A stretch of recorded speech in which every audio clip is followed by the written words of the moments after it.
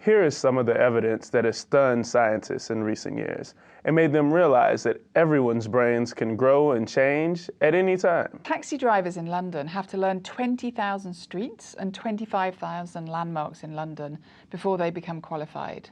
They study for 2 to 4 years, and at the end of that time they take a test which is just simply called the knowledge. When they've finished their training, scientists have found that the hippocampus in their brain is bigger. And the hippocampus is the area of the brain that's specialised in acquiring and using spatial information. When they retire from being a taxi driver, their hippocampus shrinks back down.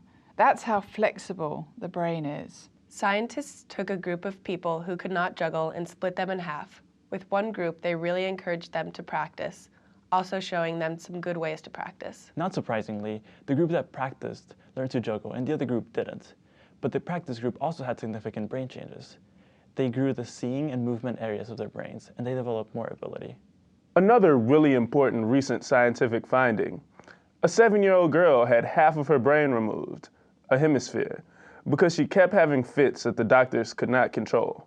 Scientists expected her to be paralyzed for a long time, as the brain controls your ability to walk and run, all of your physical actions.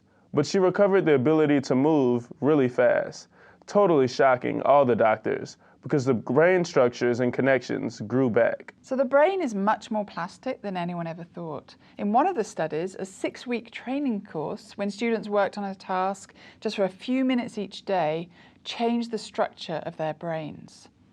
And we should think about that. Working on a task for a few minutes per day for 6 weeks can cause your brain to rewire and grow. If that's true, imagine what you can do for your brain over the course of a year in a math lesson.